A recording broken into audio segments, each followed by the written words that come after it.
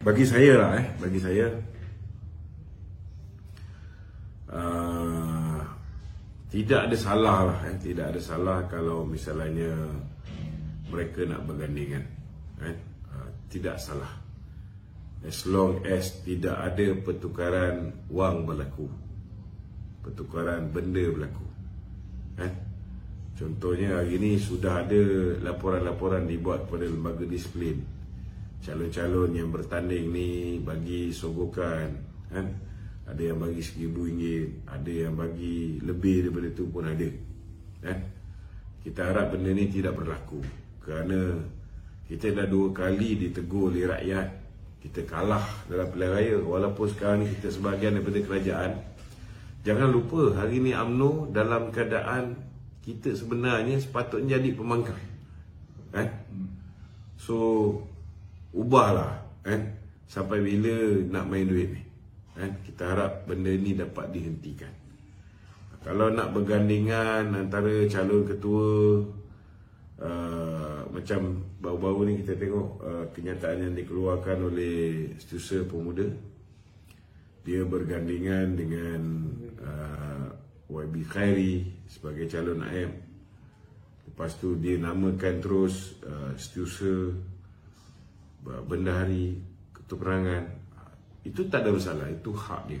Dia boleh memperjelaskan barisan ataupun line up dia. Kalau pengundi-pengundi bersetuju dengan line up dia, maka boleh undi dia, tak ada masalah. Setakat ni tidak ada sebarang halangan lah untuk mana-mana calon bekerjasama dengan calon-calon lain untuk mewujudkan pasukan dia. Tidak ada sebarang tata etika ahli UMNO, dia tidak ada sebarang pelanggaran. Okey. Okey, adakah mempunyai jawatan dalam kerajaan yang merupakan satu kayu ukur untuk dipilih sebagai pemegang jawatan dalam UMNO? Biasanya kalau dulu bila kita nak pilih pemimpin, kita pilih pemimpin yang ada jawatan dalam kerajaan. Itu sebab pada pemilihan yang lepas, kebanyakan yang menang pun biasanya adalah orang yang ada jawatan dalam kerajaan.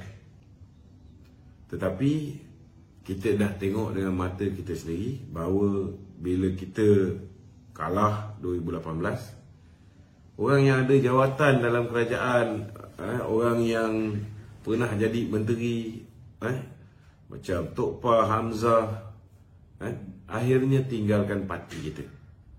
Jadi saya haraplah, tak salah nak pilih menteri, tak salah nak pilih orang yang pernah ada jawatan dalam kerajaan, tak salah nak pilih orang yang ada jawatan dalam parti, tetapi buatlah penilaian dengan sehabis baik.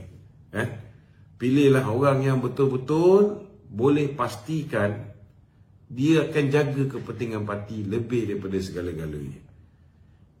Kalau boleh macam presiden.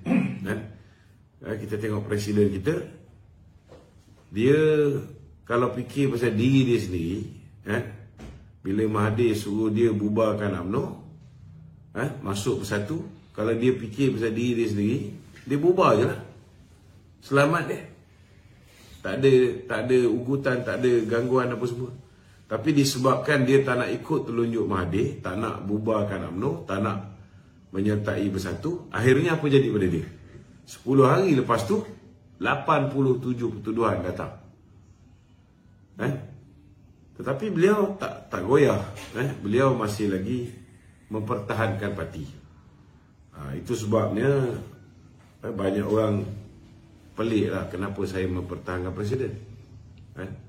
Bagi saya, kalau misalnya parti tidak berada di jalan yang betul, kita ahli, kita kena buat teguran.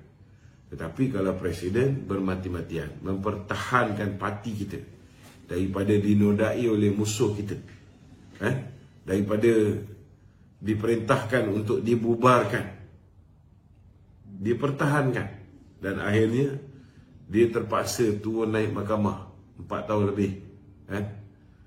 So kita kena ambil pemimpin yang ada kualiti macam ni. Jadi kita lepas ni tidak ada pemilihan presiden, tidak ada pemilihan timbalan. Yang ada pemilihan di peringkat naib presiden. So naib presiden kita ni, kita pilihlah orang yang pertama sekali bersama kita time susah dan time senang. Yang kedua, orang yang kita yakini betul-betul jujur, amanah, dan setia pada parti. Kalau dia ada track record, pernah membantu musuh parti, pernah kita nampak dia ni ahli UMNO, tetapi kiblat dia kepada pemimpin bersatu contohnya. Pastikan orang macam ni jangan diberi tempat dalam pemilihan parti. Penting ni.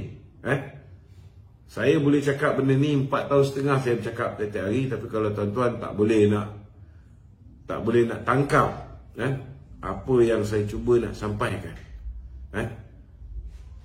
saya tak boleh nak kata apa. Sebab pemilihan kali ni very crucial.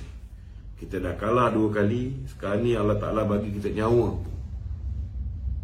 Kita dah kalah sebenarnya, tapi Allah Ta'ala bagi kita nyawa.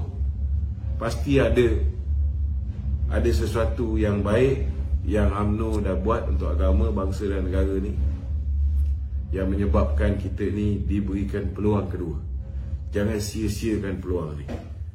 Make sure barisan kita tu mestilah barisan yang betul-betul kuat, yang betul-betul sayangkan parti dan berada di jalan yang benar. Jangan bagi peluang pada orang yang khianat parti untuk ambil alih parti kita.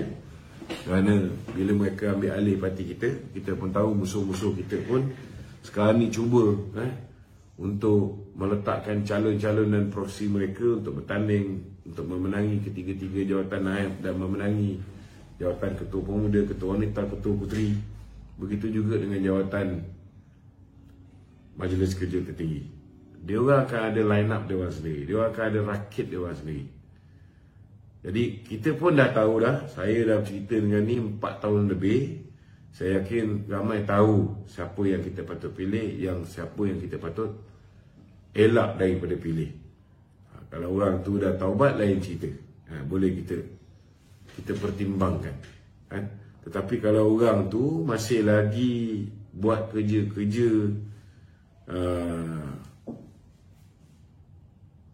kerja-kerja tak berapa molek ni lah, maknanya masih lagi memberikan SD kepada musuh kita, so kita tak boleh biarkan orang macam ni untuk diberikan tempat dalam parti.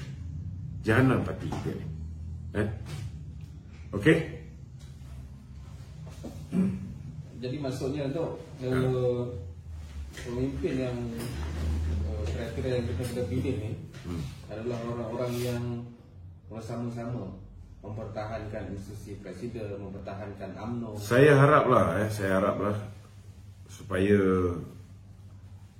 siapa yang kita pilih ni, kita pastikan mereka ini adalah orang yang boleh mempertahankan parti. Kalau kita lihat dari segi tim yang dibawa oleh presiden, kita tak tahu lagi siapa yang akan dibawa oleh tim presiden parti. Tim yang sebelah sana kita dah boleh nampak siapa. Tim yang sebelah sana tuan-tuan pun tahu siapa. Tetapi insya-Allah menjelang pemilihan nanti, kita akan beritahu siapa 3 naib presiden yang kita yakinlah perlu diketengahkan untuk menjadi calon naib presiden parti. Dan mungkin kita juga akan memberikan garis panduan siapakah MT-MT yang selama hari ini ketika kita kalah, mereka lah yang berada di barisan hadapan mempertahankan parti. Siapa yang kita lihat mempunyai kemampuan untuk lead kita punya sayap-sayap. Ini mungkin akan kita kupas. Kalau ada masa, insya-Allah kita panggil tokoh-tokoh ni untuk bersama kita boleh buka minda perwakilan